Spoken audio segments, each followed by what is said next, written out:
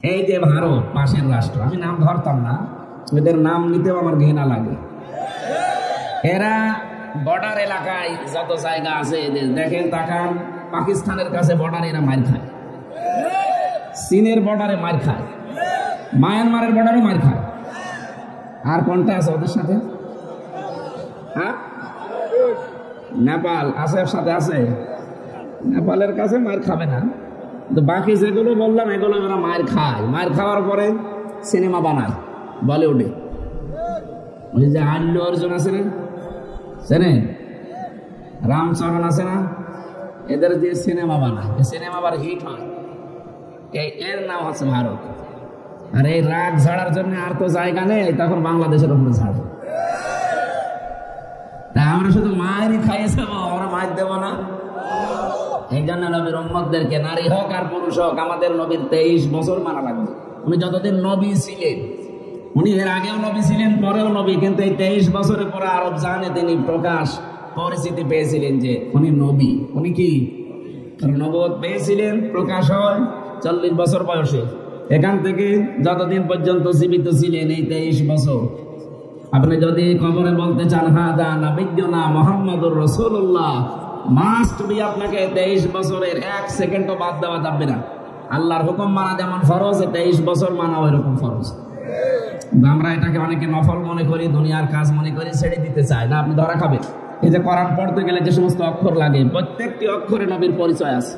আলিফ দিয়ে আল্লাহ বোঝাতে চেয়েছেন আমার নবী আহমদ, বা দিয়ে তিনি বলতে চেয়েছেন আমার নবী বাশির, তা দিয়ে তিনি বলতে চেয়েছেন আমার নবী মুত্তাকি, সা দিয়ে তিনি বলতে চেয়েছেন আমার নবী মুদাসসির, জিম দিয়ে তিনি বলতে চেয়েছেন আমার নবী জামিল, হা দিয়ে তিনি বলতে চেয়েছেন আমার নবী হামিম, খা দিয়ে তিনি বলতে চেয়েছেন আমার নবী খাতামান নাবিয়্যিন। এভাবে বলতে বলতে শেষে ইয়া আল্লাহ ঘোষণা দিয়ে দিয়েছেন, ইয়াসিন, হে নেতা। আল্লাহর ঘোষণা দেওয়া নেতা কয়জন? আরো জোরে বলেন। এই বাংলাদেশে আমরা কোরআনের এই চোখ লাগিয়ে দেখতে পাচ্ছি বহু মানুষের নেতা ঠিক নেই। কথা বলেন না কেন? অনেক আলেম পর্যন্ত পিঠ বাঁচাতে 15.5 বছরের নেতা পাল্টিয়ে ফেলেছে। ওরা নবীকে মানতো না, তখন এনে বলতো নবী একজন আছে, কিন্তু ওর নবী ছিল সে যাই হোক। আপনি বিবেক এইভাবে বিক্রি করে দিলেন। বিবেক যারা কাজে লাগায় না তারা আল্লাহর কাছে চতুষ্পদ জানোয়ারের চাইতেও খারাপ। বিবেক যদি কেউ কাজে লাগায় সে জীবনেও কোনোদিন রাস্তা হারিয়ে ফেলবে না। আজ আমরা 15.5 বছর মনে হয় বিবেক কাজে লাগাই দিয়ে এই জন্য রাস্তা হারিয়ে ফেলেছিলাম। অন্তত এখন আর যেন বিবেকটা নষ্ট না হয়ে যায়, আমরা যেন রাস্তা না হারাই। বিবেক যাদের আছে কাজে লাগাবো ইনশাআল্লাহ। প্রথম কথা ছিল নবীজি নেতা, এই ঘোষণা হামজা কার?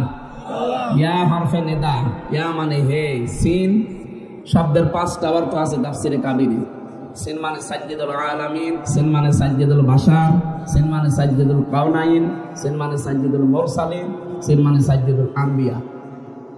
এই প্রত্যেকটি শব্দের ব্যাখ্যা করা আছে তাফসিরে কাবিরে, ফখরুদ্দিন রাজি রাহমাতুল্লাহ আলাইহি। তা আমার বিষয় ওইটা না, আমি শর্টকাটে যে যা বোঝাতে চাই, যারা আজ পর্যন্ত নেতা হিসাবে নবীকে সিলেক্ট করতে পারেননি, নবীজিকে এখনো চয়েস করতে পারেননি, চয়ন করতে পারেননি, আপনি কিন্তু ভুল পথে আছেন। কথা বলেন না কেন? কিয়ামতের ময়দানে সর্বপ্রথম আল্লাহ মানুষকে তার সামনে যখন বিচারের জন্য ডাক দেবেন, ফাকুল্লুহুম আতিহি ইয়াউমাল কিয়ামাতি ফারদা। সূরা মারইয়ামের 95 নম্বর আয়াতে আল্লাহ বলেন, কিয়ামতে প্রতিটি মানুষ আমার সামনে দাঁড়াবে একা একা। কয়জন বলেন না কেন? কি মনে হয় আপনার এতটুকু শোনার পর? আপনি কিয়ামতে সিরেফ একা দাঁড়াবেন আল্লাহর সামনে, কেউ থাকবে না আপনার আশেপাশে। 5টা প্রশ্ন আপনাকে জিজ্ঞাসা করা হবে এই একা দাঁড়ানো অবস্থায়। মা তাসালু কদামা বানি আদম আদে ইয়াউমাল কিয়ামাতি হাত্তা ইসালান খামসিন আন উমরিহি ফিমা আফনা। আল্লাহ পাক বলেন, আমার সামনে দাঁড়িয়ে 5টা প্রশ্নের জবাব দেওয়া ছাড়া কোনো বনি আদম সন্তান সামনেও যাবে না, পেছনেও যাবে না, জায়গায় দাঁড়িয়ে থাকবে। আপনি এবার নিজের সাথে মিলান তো, আপনি যেই হন, মনে করেন আমি দাঁড়িয়ে আছি, বিচার শুরু হয়ে গেছে আল্লাহর সামনে। প্রথম নম্বরে প্রশ্ন, আন উমরিহি ফিমা আফনা, হামজা বলো দেখি, একটা জীবন দিয়েছিলাম 60-70 বছর, কি করলে? আজকে বাংলাদেশের জনপ্রিয় একজন মুফাসসিরে কোরআন, কুষ্টিয়ার সন্তান মাওলানা এনামুল হক শাফি রহমতুল্লাহ আলাইহি, মানে কালকে মারা গেছে, আজকে দাফন হয়ে গেল। ফেরেশতারা ওই 3টা বংশ অলরেডি করে ফেলেছে তাকে। মান রব্বুকা ওয়া মান নাবিয়্যুকা মান হাযার রাজুল, যদি 3টাই, এই 3টার ভেতরে প্রথমে 5, দ্বিতীয় 5 আর পরেরটাই 2, এই 12টা বিষয় যদি দুনিয়াতে উনি মেনে চলতে পারে, এই কবরে এতক্ষণ আল্লাহ জান্নাতের বিছানা বিছিয়ে দিয়েছে। আর যদি 12টা ওলট পালট হয়, কবরে উনি যত বড় মুফাসসির হোক, মুহাদ্দিস হোক, যত বড় নাম করা দায়ী আল্লাহ হোক, কবরে কিন্তু এখনই আযাব শুরু হয়ে গেছে। কথা বলবে কেন? আমি যেটা বলছি এটা কবরের বিষয় না, এটা কিয়ামতের ময়দানের বিষয়। আল্লাহ পাক আপনাকে দাঁড় করিয়ে বলবে জীবনটা কি করে কাটালে এইটা আগে বলো। আমাদের এমন অনেক মানুষ আছে যাদের পুরা জীবন আমার আল্লাহ একটা কাজে লাগে নাই। কি আপনার যে যৌবন, এখন বয়স শাবাবিহি ফিমা আবলা, যৌবন দিয়েছিলাম একটা, এইটা কি করে কাটালে? আপনি নিজের বিবেকের কাছে প্রশ্ন করেন তো, আপনার যৌবন কি আল্লাহর কোনো কাজে লাগে? আপনি যৌবনে মিছিল করেন, আল্লাহর দিনের কোনো কাজ হয় না। আপনি যৌবনে লেখালেখি করেছেন, আপনার লেখা হয়নি, আল্লাহর কোনো কাজ হয়নি। আপনি আন্দোলন করেছেন, দল করেছেন, আপনার দল করায় আল্লাহর কোনো কাজ হয়নি। অথচ আমি মারা গেলার পরে এই হুজুর আমারে বলবে বিসমিল্লাহি ওয়া আলা মিল্লাতি রাসূলিল্লাহ, আল্লাহর নামে রাসূলের আদর্শের উপরে তুলে দিয়ে গেলাম। কথা বলেন না কেন? এই কথাটা কেমন ঠিক বলছে? যা বলে গেল উনি না কাবার ইমামও যদি বলেন, কিন্তু আমার যদি রাসূলের আদর্শ দুনিয়াতে পালন না হয়, বিশ্বনবী মুহাম্মদ রাসূলুল্লাহ জানিয়েছেন তারও কবরের আযাব মাফ হবে না। একটু বাস্তবে আজকে বাড়ি যায় যদি পারেন পরীক্ষা করেন তো, আপনার যে স্ত্রী আর সারা জীবন এক বিছানায় যার সাথে ঘুমিয়ে আছেন, ওকে যদি বলেন আপনার স্বামী মারা গেছে, শুধু আজকে একটা রাত আপনি যে খাটের উপরে আছেন, চৌকিতে আছেন, চৌকি খাটের নিচেও একটা রাত থাকবে, মরে যাওয়ার পরে আপনার স্ত্রী পর্যন্ত বলবে দরকার নেই, বাইরে রেখে দিন। কথা বলছে না?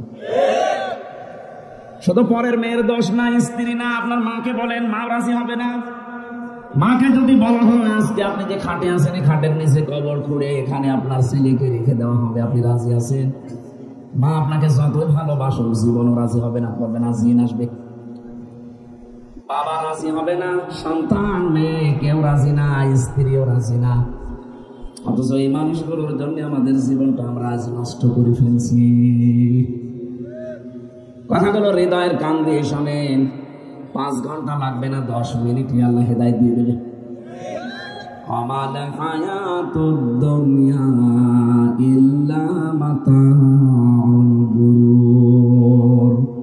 আল্লাহ পাক বলেন পৃথিবীর জমিনটা কিন্তু ধোঁকা। কি বলেন তো? আপনি যতই যাকে ভালোবাসেন এটা আসলে ধোঁকা। আজকে মাওলানা এনামুল হক শাফি চলে গেল, ওনার 2টা ছেলে, একটা মেয়ে, কেউ কবরের সাথে গেছে। ওনার স্ত্রী আরো 6 বছর আগে বিদায় নিয়েছে। ওনার কত হিতাকাঙ্ক্ষী সারা বাংলাদেশে, বলেন তো, এই রাজবাড়ির বিভিন্ন গ্রামে এসেছিল না? নাম শোনেননি মাওলানা এনামুল হক শাফি? কেউ সাথে আজকে গিয়েছে।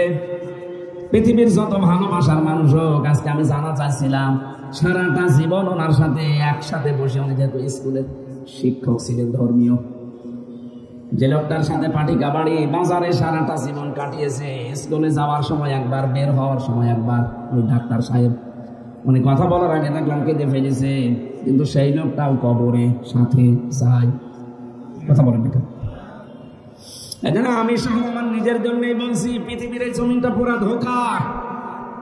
এখন যদি আমি হামজা মারা যাই, 100 বছর পরে যদি ফিরে এসে কুষ্টিয়ার আমার যে বাড়ি, গ্রামে আমার হাল সাহেবের বাড়ি, আমি যদি এসে বলি এই বাড়িটা আমি বানিয়েছিলাম, 100 বছর পরে হয়তো আমার ছেলে, আবার মেয়ের মেয়ের মেয়ে, এরা বাস করবে। কি খুব বেশি হলো না, 2 পুরুষের পরে আমার মেয়ের যে মেয়ে আছে বা ছেলে আছে, তার ছেলে, এরকম 3 পুরুষ বাস করবে।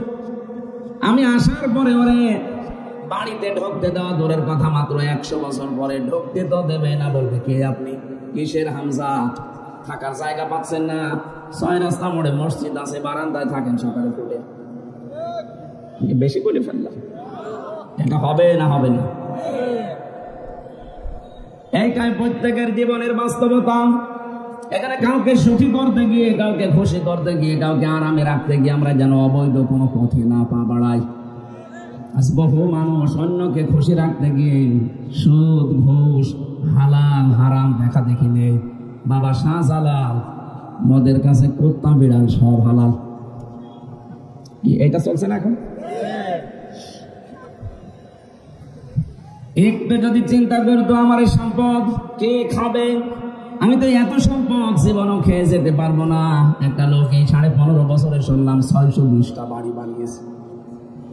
ওর যদি এখন 60 বছর বয়স হয়, আর খুব বেশি হলো না 20 বছর বাঁচবে, এই 20 বছরেও 620টা বাড়িতে থাকতে পারবে। কথা বলে না কেন? ঠিক মারা যাবে, মারা যাওয়ার 100 বছর পরে যদি এসে বলে 620টা বাড়ি আমি বানিয়েছিলাম, আমার যারা ওখানে বাসিন্দা হবে পিটিয়ে বের করে দেবে। এটা কি ঘটবে না ঘটবে না বলেন? অথচ এই মানুষগুলো বেগম পাড়া বানিয়েছে, সাহেব পাড়া বানিয়েছে। সুইস ব্যাংকে এদের টাকার অভাব নেই, কি করবেন এত টাকা নিয়ে? কর্নেল ফারুক খানের দিকে তাকান, কালকে দেখলাম লোকটা কত অসহায়, চেহারার দিকে তাকিয়ে মনে হচ্ছে আর নিজে নড়তে পারে না, আর একজনের সাহায্য মানে লাঠির সাহায্যে নড়ছে। এই অবস্থায় যদি প্যারালাইজড হয়ে যায়, আর ওনার যত মামলা, সারা জীবন কুকুর শিকালের মতো ওই জেলখানার ভেতরে আসামিদের লাঠি ওটা খাওয়া লাগবে। কারণ না টাকা পাঠাবে কে? সব তো পালিয়েছে। জেলের এই 3টা বছরে আমি দেখেছি, ভেতরে যদি বাইরে থেকে টাকা না পাঠান, আপনি যত বড় দামি লোক হন, আপনার কোন মূল্য ওখানে নেই।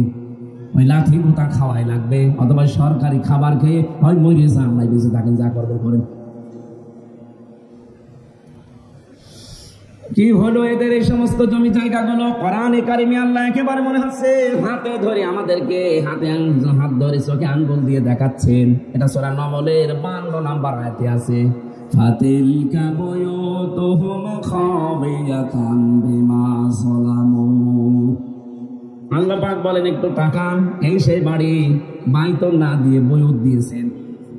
এই যে এই সেই বাড়িগুলো খাবিয়াতান, যেগুলো উজাড় গৃহ বানিয়ে দিয়েছি, জনশূন্য করে দিয়েছি, সার শূন্য করে ফেলেছি।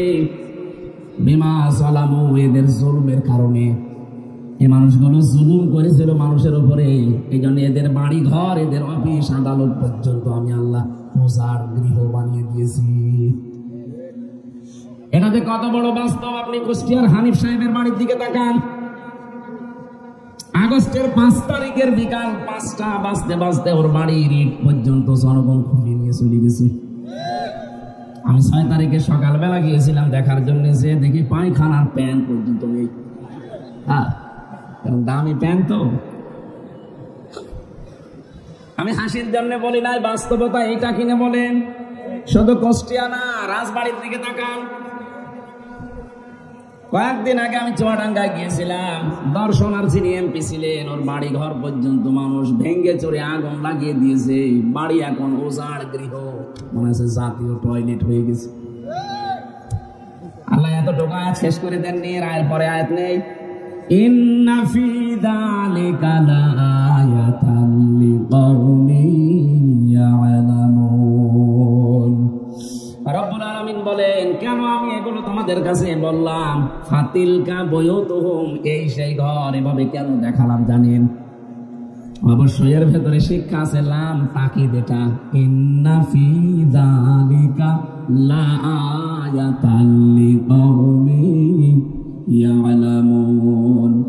যারা জ্ঞানী মানুষ, এই সম্প্রদায়ের জন্য এখানে শিক্ষা আছে। শিক্ষা কি? 15.5 বছরে এত জুলুম, এত অত্যাচার, এত দাপট, এত কিছু থাকার পরও যদি ওদের বাড়ি ঘর আমি আল্লাহ উজাড় গৃহ বানিয়ে দিতে পারি, এখনো শয়তান আরো বাড়িতে বাস করে না। কারণ যত মানুষ টয়লেট করছে, শয়তান থাকবে কি করে? কি কথা বলবেন? 16 সালে হজে যাওয়ার পরে আমি কাবা শরীফ তাওয়াফ করছিলাম, ভালোই লাগছিল। হঠাৎ উপর দিয়ে একটু ঘুরতে গেলাম, দেখি আমার পেটে যন্ত্রণা, ব্যথা করছে। কি করি গো, এখানে ফার্মেসি কোথায় আছে? এক পুলিশকে ডাক দিয়ে বললাম, ইয়া সাদেক তাল, হে বন্ধু এদিকে আসেন। এতক্ষণ তো আমি ভালো ছিলাম, হঠাৎ আমার পেটে যন্ত্রণা, ব্যথা। এর কারণ কি? এখানে কি কোনো ডাক্তারের ফার্মেসি আছে? ঔষধ কিনতে হবে। পুলিশ আমারে বলছে, ইয়া হাজি হল হজ্জা তাই না বিলা দোকান। ও হাজি, দেশ কোথায়? জি তুমি বাংলাদেশ। বাংলাদেশ থেকে এসেছি। আমারে বলছে, আপনি জানেন না এটা কোন জায়গা? না তো। আবু সাহেলের বাড়ি। আপনি এখনো পায়খানা না করে দাঁড়িয়ে আছেন? তাড়াতাড়ি কাজ করেন, দেখেন ব্যথা থাকবে না। পায়খানা করে দেখে আমার পেটের ব্যথা ভালো হয়ে গেছে। না, আমি হাসির জন্য বলি। আল্লাহ আমাকে জানাতে চাচ্ছে, হামজা এত টাকা খরচ করে আসলে আরে শয়তানের মুখে পায়খানা না করে চলে যাবা, তাড়াতাড়ি করো। আমার তো মনে হচ্ছে এই জুলুমের পুরস্কার আল্লাহ সারা বাংলাদেশের 630টা থানায় আমি দেখলাম সব একই অবস্থা। যারা জুলুম করেছে যেখানে বসে করেছে, কত বাড়িতে টর্চার চলছিল, কথা বলছে না, কত বাড়ি থেকে শালা পরামর্শ যুক্তি, কত পরামর্শ হতো, ষড়যন্ত্র হতো, দুর্বিসন্ধি হতো যে সকালবেলা অমক অমুককে ধরিয়ে দেওয়া লাগবে, অমকের নামে মিথ্যা মামলা দেওয়া লাগবে। নিজেই মামলা দিয়ে নিজেই ধরিয়ে দিত, আবার নিজেই টাকা পয়সা খেয়ে নিজেই ছাড়িয়ে দিত। বলেন সুবহানাল্লাহ। এটাই দেশে হয়েছে না আমি বানালাম? কিচ্ছু জানি না, লোকটা ঘরে ঘুমিয়ে আছে, ঘুম ভেঙে দেখছে থানার হাজতে। কি গো? ঘুমের ঘরে জিজ্ঞাসা করছে আমি কোথায়? হাজতে। কেন? গাছ কেটেছিস? কখন? স্বপ্নে। আমি বানালাম না, আমার মামলাটা এরকম, এই জন্য আমি বললাম। আমারে ধরে নিয়ে আসলো বাড়ি থেকে, পরের দিন পেপারে দিল না ওনার চোরা হাঁস থেকে আমরা পেয়েছি। দাহা মিথ্যা কথা। আর যে মামলা দিয়েছে ও মামলার এক লাইনের সাথে আমার কোনো সম্পর্ক নেই, কারণ আমি জানি না যে আনসার আল্লাহ কি আনসার আল্লাহ নাকি নাম দিয়েছে। এরকম আমি একা না, 1,10,000 মানুষ আমাদের জেলে ছিল সারা বাংলাদেশ। আমি হিসাব করে যা পেয়েছিলাম এই 15.5 বছরে, বিশেষ করে যারা জেল খেটেছে 100 জনের প্রায় 70 জন নির্দোষ, কিচ্ছু জানে না। অন্তত আমি যাদের সাথে মিশেছিলাম জেলে, ওরা কিছু জানে না। ওদেরকে যদি বলা হয় কাবা শরীফ মাথায় নিয়ে বলা লাগবে, তাও বলবে। বিশেষ করে বিডিআর গুলো। আর 1 মাস পরে লোকটা রিটায়ার্ড হয়ে যাবে, এখন তার বয়স 60-65 বছর। আর 1 মাস 1.5 মাস ছিল তার চাকরি, সে কোনোদিন কোনো অন্যায় জেনে শুরু করতে যাবে, অথচ তার মিথ্যা মামলা দিয়ে 14 বছর ছেড়ে রেখে দিয়েছে নির্বাহী আদেশে। ওনারা আমারে বলতো, হুজুর আমাদের যদি শাস্তিও দিয়ে দেয়, আমাদের প্রশাসনে একটা নিয়ম আছে, আমাদের সর্বোচ্চ শাস্তি দিতে পারবে এই মামলায় 7 বছর, অথচ 14 বছর পড়ে আছি, জামিন দেয় না। মাঝে মাঝে তাহাজ্জুদ পড়তে যখন উঠতাম রাতের বেলা, দেখতাম ওই বুড়া লোকটা করে একটা আওয়াজ দিত, আমার মনে মনে হয়তো আল্লাহ আর ওসব পর্যন্ত আওয়াজ চলে গেছে। বহু মানুষ এভাবে বিনা কারণে ছেলে পড়ে আছে।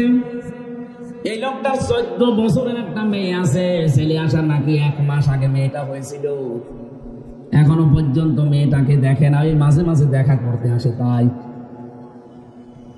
আপনি এর চাইতে আর কত মানবতা বিরোধী অপরাধ করবেন? এর চাইতে কি অপরাধ হতে পারে আপনার? আর বলে আমি কি করেছি? সবকিছু বাদ দিলাম, এদেশে যারা আইনা ঘরের সাথে যারা জড়িত, এদের কোনো ক্ষমা মাফ নেই। কত বড় ভয়, কত বড় কৌতুক, এটা আমি নিজে তো কয়েকদিন ছিলাম, দেখেছি। রাতের বেলা যখন ওরা রিমান্ডে নিয়েছে, তো আমি দেখেছিলাম এই মানুষগুলোর চিৎকার, এত বড় বড় নখ হয়ে গেছে।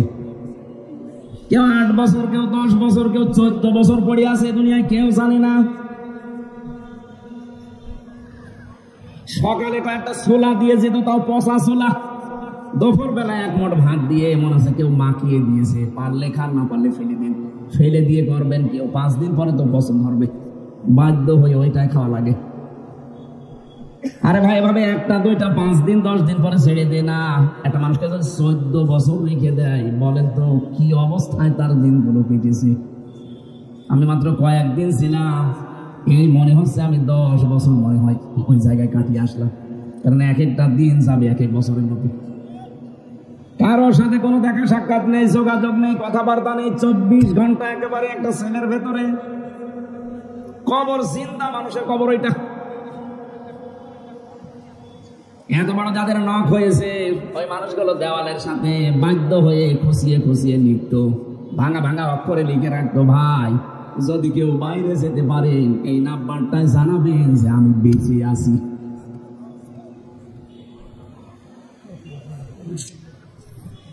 আর আপনি বলেন আমি কি করেছি? আপনি কি করেছেন? আপনাকে যদি 1000 বার ফাঁসি দেওয়া হয় তারপরও আরো 10 বার ফাঁসি দেওয়া হয়। আপনি কি করেছেন মানে? আমি নিজে সাক্ষী না? আমি যখন ছিলাম আমার মনে মনে হচ্ছিল যে ইলিয়াস আলী এখনো বেঁচে আছে। রাজবাড়িবাসী যে কথা বলার জন্য পর্যন্ত নিয়ে এসেছিলাম, আমাদের ওই কঠিন ময়দানে মনে করেন আপনি আমি দাঁড়িয়ে আছি একা একা, কয়জন করি? আরো জোরে বলেন। এই আয়াত থেকে যেটা প্রমাণ, বাংলাদেশ, ভারত আর পাকিস্তানের জন্য আজ হাজারো পীর নামে কলঙ্ক, এরা ভণ্ড পীর, মানুষকে এরা বোঝাতে চায় যে কিয়ামতে আমরা আছি, তোমার চিন্তা নেই। আরে ভাই, কিয়ামতে তো আপনি একা উঠবেন সর্বপ্রথম। কয়জন করি? স্রেফ একা। ওয়াকুল্লুহুম আতিহি ইয়াউমাল কিয়ামাতি ফারদা। কেউ থাকবে না আপনার সাথে। ফারদা মানে কয়জন? বলেন বলেন। আপনি কার কথা বিশ্বাস করে আনন্দে আত্মহারা হয়ে আছেন যে না আমার বাবা আছে? কিসের বাবা? যেখানে নিজের মা পালাবে, ভাই পালাবে, বোন পালাবে, বাবা পালাবে, সন্তান পালাবে, বউ পালাবে, বন্ধু পালাবে, 7 জন মানুষের নাম আছে কোরআনে। আল্লাহ পাক বলেন এরা যদি পালায়, বলেন তো আপনার বিবেকে কি বলে? দুনিয়ায় বিপদে পড়লে হয়তো ভাই আসে, বাবা আসে, মা আসে, বোন আসে, স্ত্রী আসে, সন্তান আসে, নাই বন্ধু আসে, কথা বলছেন কেন? আল্লাহ বলেন এই 7 শ্রেণীর মানুষ আগে পালাবে, প্রত্যেকেই থাকবে তার নিজের চিন্তায়। সূরা আবাসের এই আয়াত পড়ার পরে আমার মনে হয় কিয়ামতের দিন অনেক পীর সাহেব বলবে আল্লাহ আমি পীর ছিলাম না। কিসের মুরিদ? আমি তো পীর ছিলাম না, মুরিদ পাবো কোথায়? মা যদি বলতে পারে আমি সন্তান পাবো কোথায়, আমার তো বিয়ে হয়নি। বাবা যদি বলে কে এটা, আমার তো বিয়েই হয়নি, আমি ছেলে পাবো কোথায়? পীর সাহেব কি এটা বলতে পারে না যে আমি মুরিদ পাবো কোথায়, আমি পীর ছিলাম না? কিয়ামতে আপনাকে কিন্তু একা ওঠা লাগবে। দ্বিতীয় বিচারের দ্বিতীয় ধাপ এটা, ইয়াউমা নাদউ কুল্লা উনাসিন বিইমানিহিম। সূরা বানী ইসরাঈলের 71 নম্বর আয়াতের প্রথম অংশে আছে আল্লাহ বলেন কিয়ামতে দ্বিতীয় ধাপে এবার আর একা তোকে ডাকবো না, তোকে ডাক দেব তোর নেতার সাথে। কার সাথে? এগুলো তো সব আমি বানাচ্ছি নতুন করে। কার সাথে ডাকবে আপনাকে? নেতা। এখন আপনি বলেন তো, আপনি যে নেতার আদর্শ মেনে রাজনীতি করেন, যাকে আপনি ভোট দেন, যার কাছে টাকা খান, কিয়ামতে ওই নেতা আপনার সামনে থাকবে, আপনি থাকবেন পেছনে। আপনি যদি উল্টা বলছেন যে হুজুরে কি বলে, আরে ভাই আমি তো আপনাকে বাঁচাতে চাই, আপনি দেখতে পাচ্ছি আপনি ধরা খাচ্ছেন, কথা বলেন না কেন? আপনার বিবেকে কি বলে যার পেছনে আপনি 15.5 বছর স্লোগান দিলেন? আমি নাম ধরে বলছি এই কেরামত কাজী আর ইরাদত কাজী, বাকিগুলোর নাম আমি জানি না তাই বললাম না। এখন এই 2 জন যদি কিয়ামতে আপনার সামনে দাঁড়ায়, আপনি থাকবেন পেছনে। আপনার সত্যি করে কোরআনে যে আমার সামনে বিবেক ডেকে বলেন তো যে ওদেরকে আল্লাহ দেখলে আল্লাহ আপনাকে মাফ করবে মনে হয়? এখনই যদি বলছেন না ওর পেছনে আল্লাহ আমারে দেখলে আল্লাহ আমাকে মাফ করবে না, অথচ এটাই আমরা জীবনে করে গেলাম।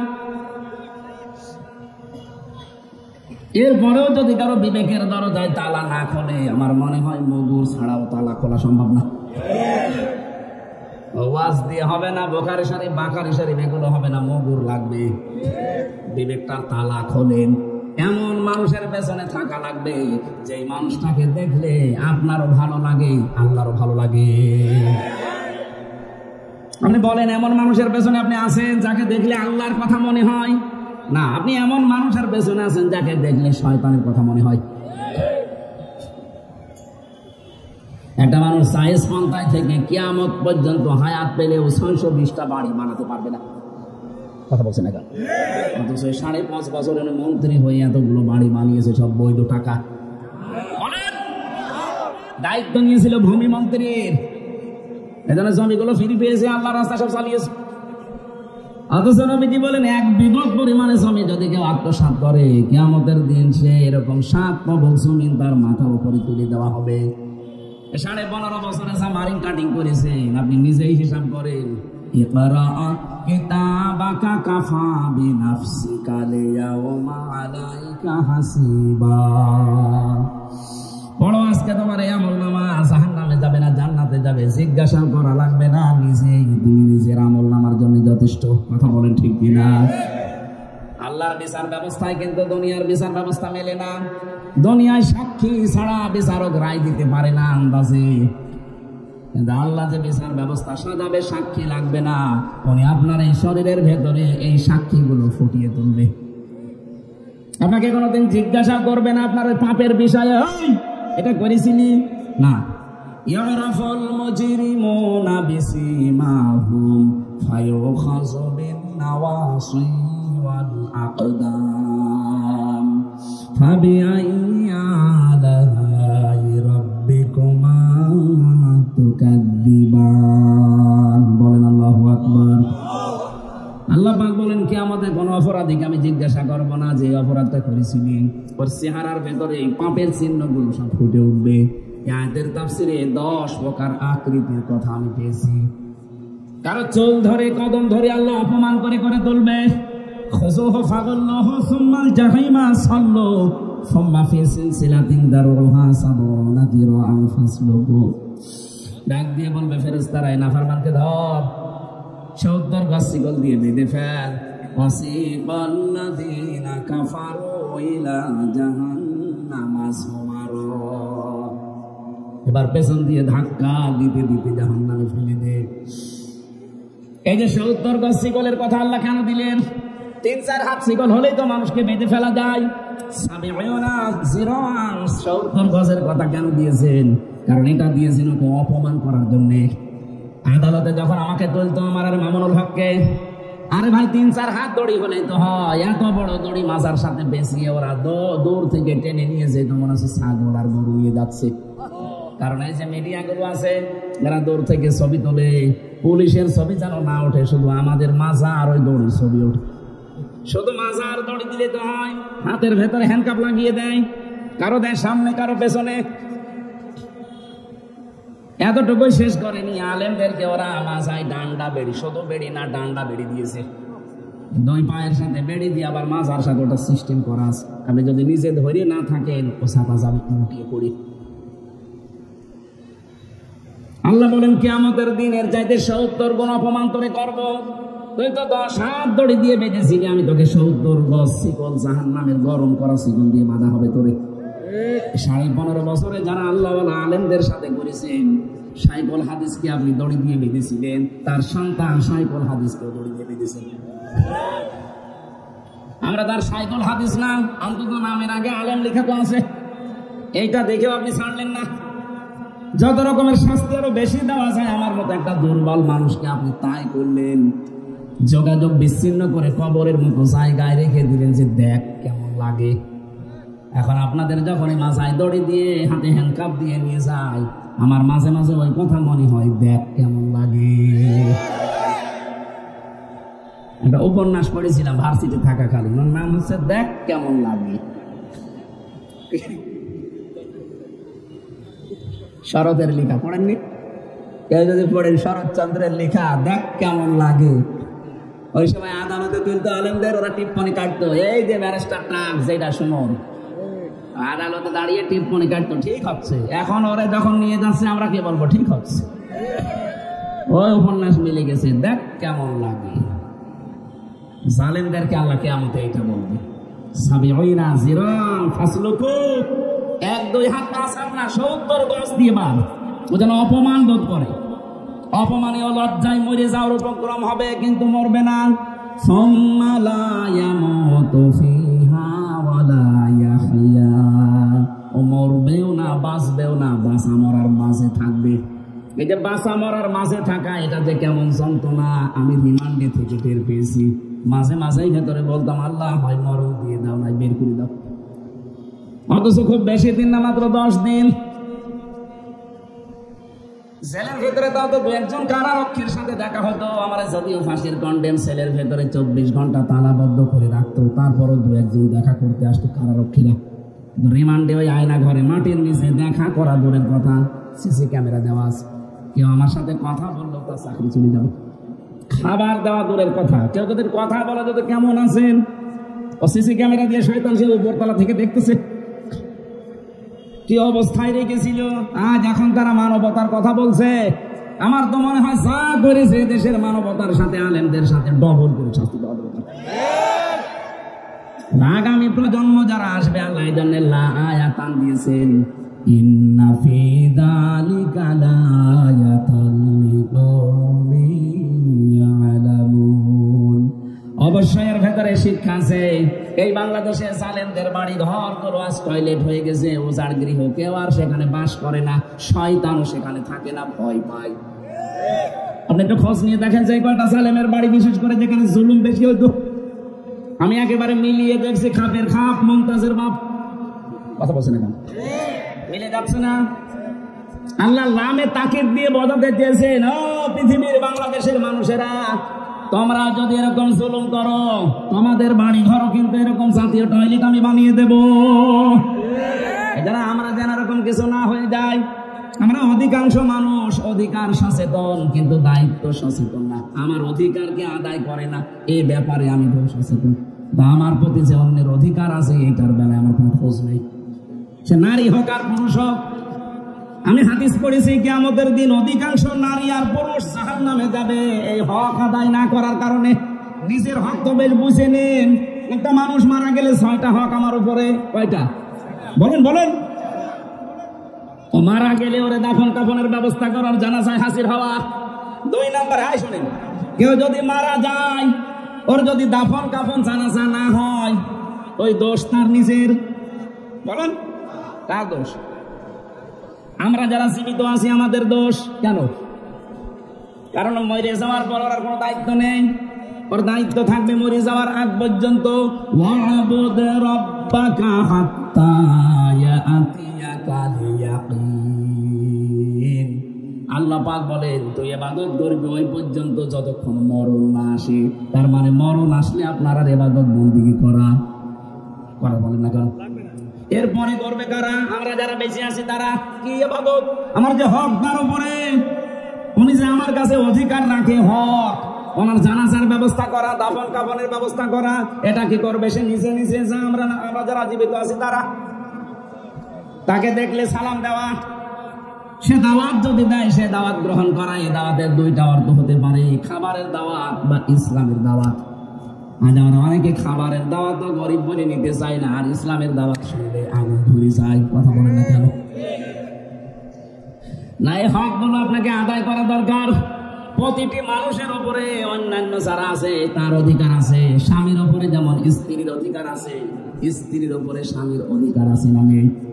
আমি যতটুকু দেখতে পাচ্ছি বাংলাদেশে নারী আর পুরুষ, স্বামী স্ত্রী যদি জাহান্নামে যায় তাদের হক নষ্ট করার কারণে যাবে। কত মহিলা ওই যে বসে আছে দেখছেন না, দাঁড়িয়ে আছে, কালো বোরকা পরা, 5 ওয়াক্ত নামাজ পড়ে রোজা রাখে, মনে আছে আসমান থেকে জান্নাত থেকে পালিয়ে চলে এসেছে। অথচ অধিকাংশ মেয়ে লোকেরা স্বামীর প্রতি নাশকরিয়া, স্বামীর সাথে কুফরি, স্বামীর মনে কষ্ট দেওয়ার দোষ আছে না নেই? আমি সকল মেয়ে লোকের জান্নাতি জীবন পড়েছি, তার ভেতর হযরতে আসিয়া। আপনার স্বামী খারাপ আমিও জানি, আমি জানি। আপনি এবার বড় দোয়া করবেন যে হুজুর মরুক, আমি মরবো, তারপরও বলবো আপনার স্বামী খারাপ, কিন্তু ফেরাউনের মতো খারাপ না। আমি জানেন ফেরাউন কেমন খারাপ ছিল? নিজের স্ত্রীর হাতের ভেতরে ব্রেক লাগিয়েছে, পায়ের ভেতরে ব্রেক লাগিয়েছে, কপালের ভেতরে ব্রেক লাগিয়েছে, মাথার উপরে গরম তেল ঢেলে দিচ্ছে, চুলগুলো সব উঠে উঠে চলে যাচ্ছে। যে ভয়ঙ্কর বর্ণনা দিলাম ইবনে কাসিরের, বলেন তো আপনার স্বামী এটা করেছে? হ্যাঁ, 2 একদিন হয়তো 2 একটা মারতে পারে, তাও আপনার দোষের কারণে মারে। কথা বলছেন না কেন? স্বামী যারা আছেন যারা বলতে পারছেন না, আপনার দোষের কারণে মারে। আপনার দোষ কি? স্বামী হিসাবে তার 4টা হক আপনার উপরে আছে। ইদা নাযারা ইলাইহা সাররাতুহু, নবীজি বলেন স্বামী যখন বাইরে থেকে আসবে, তোমার যত কাজ থাক, আগে স্বামীকে অভ্যর্থনা জানাবে, স্বামীকে স্বাগতম জানাবে, তার হাসি খুশির ব্যবস্থা করবে। এটা 100 জনের 98টা মহিলা করে না। মনে করে এ আর কি মানে আপনি টের পালো কি করে আসলো? মাথার ঘাম পায়ে ফেলে আপনার মুখে হাসি ফোটাতে এত কষ্ট করে বাইরে থেকে আসে, তাকে একটু হাসি খুশি, তার আনন্দ ফুর্তি তাকে একটু অভ্যর্থনা জানানো, স্বাগতম দিয়ে একটু ধন্যবাদ দেওয়া আছে, না তুমি খুব কষ্ট করো আমাদের জন্য, এসব না 14 রকমের বায়নার কথা তুলে ধরে ওই সময়। এমনি মাথা গরম হয়ে আছে, তখনও পিটাবে না, করবে কি? পিটাবে, কোনো অসুবিধা নেই। 4 জায়গায় বাদ দিয়ে মারবেন, মাথায় মারবেন না, মুখে মারবেন না, বুকে মারবেন না, পিঠে মারবেন না, এই মাথা থেকে শুরু করে এমন জায়গায় মারবেন যেন দেখাতে না পারে। না, আমি মারার জন্য উদ্বুদ্ধ করছি না, কিন্তু এরা মায়ের খায় এসব কারণে। স্বামী বাইরে থেকে আসে, ওরা যে প্রথম দায়িত্ব ইদা নাজারা ইলাইহা সাররাতুহু, তাকে আনন্দ দেওয়া, তার ক্লান্তি যেন দূর হয় আপনার আচরণ দেখে, আপনার ব্যবহার আচার দেখে, আপনার চেহারা দেখে না। বাংলা পাঁচের মতো করে আছে, দেখলে সাতাশা ছিল রাগ আর ডবল বাড়ি। এরকম বউ আছে কার? হাত তোলেন তো। একজন আছে। আপনার বউ আছে? 80-90 বছর বয়স বউ তো মরে যাওয়ার কথা। না না, ওটা একটা পাগল মনে হয়, বউ নেই। হ্যাঁ, 2 নাম্বারটা মেয়েরা শোনেন।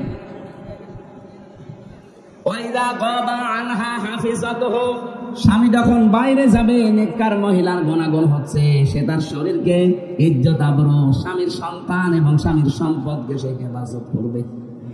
এগুলো হেফাজত করা দূরের কথা, আর ভুল্লাই দেয়। মোবাইল একটা হাতে ধরিয়ে দিয়েছে, সারাদিন সারা রাত বসে বসে আপনার বাচ্চা দেখে, আর আপনি সারাদিন শুধু সিরিয়ালে আছেন। আপনি কি হেফাজত করলেন স্বামীর সন্তানটা? কথা বলছেন কেন? আপনার তো এটা দায়িত্ব ছিল স্বামীর সন্তানটা হেফাজত করে রাখা। আপনি একটা শিক্ষিত মেয়ে লোক, স্বামী বাইরে গেছে, তখন আপনি দিন পেয়েছেন, বন্ধ নিয়ে এসে আপনি আনন্দে আছেন, মোবাইলে তখন কথা বলার বাহার তৈরি হয়, কবিরা গুনাহ হবে আপনার।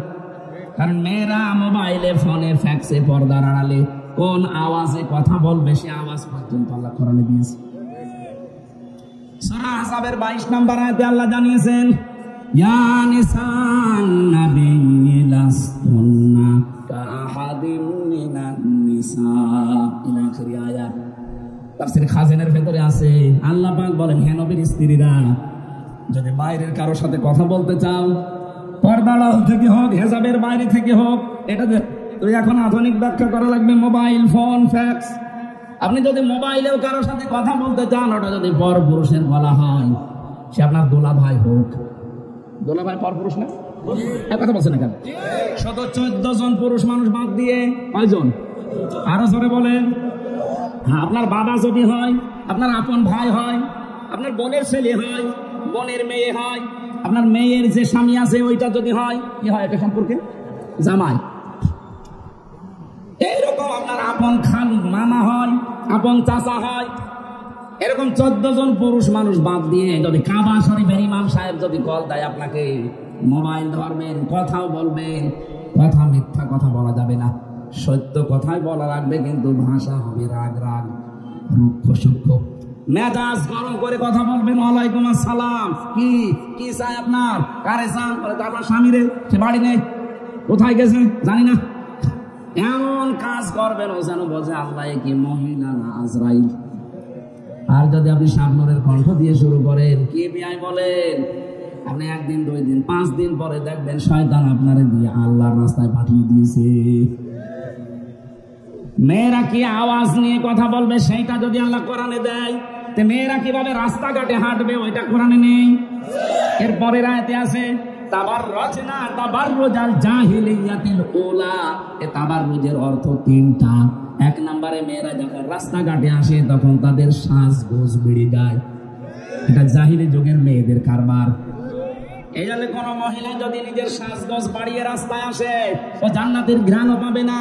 আপনি সাজগোজ করবেন, মাস্ট বি করেন আপনার স্বামীর জন্য, শুধু ঘরে নিজে সাজগোজ করে স্বামীর সাথে হাত ধরে যাচ্ছেন বাজারে, স্বামী খুশি করার জন্য না পাবলিক। আপনি দায়িত্ব, আপনার স্বামীও দায়িত্ব।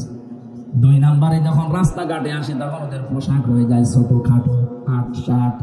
এই জন্য মেয়েদের চোস পায়জামা পরা জায়েজ নেই। এই কথা বলছে না? এমন এমন স্কিন টাইট জামা এখন গেঞ্জি এখন বের হচ্ছে, যেটা বাবার সামনে পর্যন্ত মেয়েরা গায়ে দিতে পারে না। কথা বলে দেখেন, অথচ ওইটা পরে উনি গোলা ভাইয়ের সামনে যাচ্ছে, বলে এ আর কি বড় ভাই, বড় ভাই। কয়েকদিন পরে যে আল্লাহ রাস্তায় নিয়ে চলে যাবে। 3 নম্বরে মেয়েরা রাস্তায় আসলে তখন মাজা হেলাদোলা করে চলে। এই তিনটা অর্থ তাবাররুজের। নবীজি বলেন এই তিনটার একটাও যদি কোনো মেয়ে লোকের ভেতরে পাওয়া যায়, ও নামাজ পড়তে পারে, রোজা রাখতে পারে, মুসলমান দাবি করতে পারে, এরপরও জাহান্নামে যাবে। স্বামীর বিষয়টা তুলেছিলাম কেন?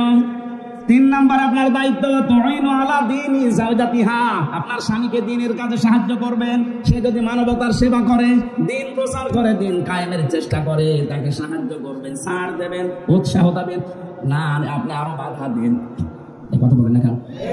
4 নাম্বার, স্বামী যেটা পছন্দ করে, আপনি যদি সত্যি জান্নাতে যেতে চান, স্বামীর এই হুকুমের গুরুত্ব দেবেন। আর স্বামীর জায়েজ কাজ যেটা পছন্দ করে, আপনাকে ওইটা পছন্দ করা লাগবে। স্বামী পছন্দ করছে, ভালোবাসে, ও মনে মনে চায় যে আমার মা বাবা আমার সাথে থাকলে আমার ভালো লাগে, কিন্তু অধিকাংশ বউ এটা চায় না, বলে না ও বুড়ো বুড়ির দরকার নেই, বৃদ্ধাশ্রমের দিকে আসো। গত পরশু দিনও গিয়েছিলাম সিনাইদা শৈলকুপায়, দেখলাম বৃদ্ধাশ্রম উদ্বোধন করছে, আমার দিয়ে করাবে, অথচ বৃদ্ধাশ্রম বানানো যাইছে। কোরআনে কারিমের সূরা বানী ইসরাইলের 22-23 নাম্বার আয়াতের দলিল আছে। বৃদ্ধাশ্রম কিসের বৃদ্ধাশ্রম? যেই কয়টা বৃদ্ধাশ্রমে দেখলাম, ওই রাঙ্গামাটির লঙ্গদু, এদিকে নীলফামারীর কিশোরগঞ্জ থানায় একটা বৃদ্ধাশ্রম, আর এই ঝিনাইদহের শৈলকুপায়। যতগুলো মা বাবাকে দেখে এসেছি, এই লাইনে 50টা, এই লাইনে 50টা বসে আছে। প্রতি মা বাবার চোখের দিকে তাকিয়ে দেখেছি ওরা ছেলের জন্য, মেয়ের জন্য বরদোয়া করছে। জীবনে আমরা শান্তি পাবো না। আমাদের শান্তিটা আপনারা নষ্ট করছেন, আপনাদের নিজেদের কপালে আগুন লাগাচ্ছেন। আপনি আপনি তো ডাইনি। এরকম ডাইনি কার কার ঘরে আছেন? নির্দ্বিধায় হাত তুলে দেখান, দেখান। একজন আছে, আলহামদুলিল্লাহ। হযরতে আসিয়ার কথা বলছিলাম, এই এদিকে তাকা। এমন কঠিন পরিস্থিতিতে স্বামী আল্লাহ রাব্বুল আলামিন নিজে জান্নাত জিবরাইলকে দিয়ে বললেন, নিয়ে যাও আমার বান্দির সামনে। ইদি ক্বালাত রাব্বি বিনি লি ইনদাকা বাইতান ফিল জান্নাতি ওয়া নাজ্জিনি মিন ফিরআউনা ওয়া আমালিহি ওয়া নাজ্জিনি মিনাল কওমিজ যালিমিন। এখানে দুইটাই নাজ্জিনি, এখানে করে টান আছে। জান্নাত উনি দেখার পরে বললেন, রব্বুল আলামিন তুমি জান্নাত পাঠিয়েছো, আমি খুশি হয়েছি, কিন্তু জান্নাতের ভেতরে এমন একটা ঘর আমার জন্য বানাও যেখানে বসে সব সময় তোমাকে দেখা যায়। তোমাকে আর একটা কথা আমি আহ্বান জানাই, আরজি করি আল্লাহ তোমার কাছে, আমার স্বামী সে নিজে এবং তার দলবল দিয়ে আমার উপর অত্যাচার করায়, এটা দেখে যেন তুমি রেগে যেও না। তুমি আমাকে, আমার স্বামী এবং তার যে অত্যাচারিত বাহিনী আছে, অত্যাচার যাদেরকে দিয়ে করে, এই জালেমদের হাত থেকে তুমি আমাকে বাঁচাও, কিন্তু আমার স্বামীর উপরে তুমি গজব দিও না। আজ বড় কঠিন পরিস্থিতিতেও স্বামীর জন্য বরদোয়া দেয় না। আর এখনকার কিছু হলে উল্টা পাল্টা এই কথা বলছেন। এখন একটা শাড়ি কম হলে আপনি গালি দেন, একটা সাবান কম হলে আপনার মন পাওয়া যায় না। আপনি কিসের বউ? আমার মনে হয় আপনি অন্যের বউ।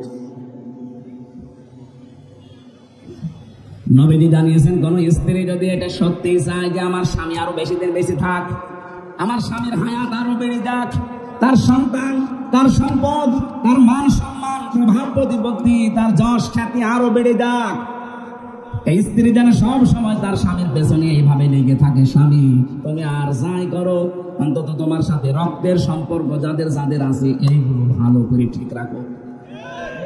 100 ভাগের 98টা স্ত্রীর কারণে আমরা অধিকাংশগুলো রক্তের সম্পর্ক আরো নষ্ট করে ফেলি। আমার সাথে আমার বোনের সম্পর্ক ঠিক থাকে না আমার বোর কারণে। আমার সাথে আমার চাচার সম্পর্ক ঠিক নেই আমার বোর কারণে। আমার সাথে আমার মা বাবার সম্পর্ক ঠিক নেই আমার বোর কারণে। আমার সাথে আমার ভাইয়ের সম্পর্ক ঠিক নেই আমার বোর কারণে। যেগুলো বললাম এগুলো সব রক্তের সম্পর্ক কিনা বলেন তো? আশা করছি ইঙ্গিতে আপনি যদি জ্ঞানী মহিলা হয়ে থাকেন, বুদ্ধিমান হয়ে থাকেন, বুদ্ধিমতী হয়ে থাকেন, আপনি বুঝবেন।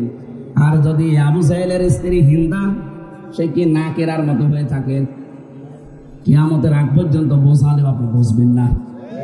আল্লাহ পাক আপনাকে হযরতে খাদিজা রক্ষা করার মতো যেন তৈরি করে দেন, বলেন আমিন। এই পৃথিবীতে একটাই মাত্র মহিলা আল্লাহ যাকে সালাম পাঠিয়েছেন জীবিত অবস্থায়।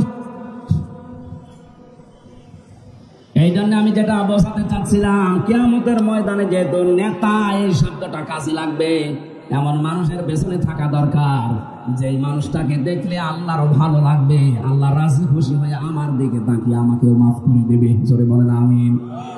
সূরা নাহলের 111 নম্বর আয়াত, মাত্র একটা আয়াত পড়েছি। আজকে কিয়ামতের বিশাল ভয়াবহতা এর ভেতরে আছে। এর আগের আয়াতগুলো, পরের আয়াতগুলো আল্লাহ একটা গ্রাম সম্পর্কে আলোচনা দিয়েছেন। অবরাবাল্লাহু মাসালান ক্বরিয়াতান কানাত আমিনাতান মুতমাইন্না।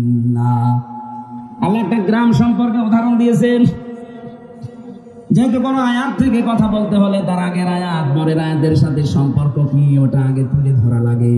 এখানে কিয়ামতের ভয়াবহতা আল্লাহ বর্ণনা করতে করতে এই জায়গায় এসে বলতেছেন, ইয়াউমা তাআতি কুল্লু নাফসিন তুজাদিলু আন নাফসিহা।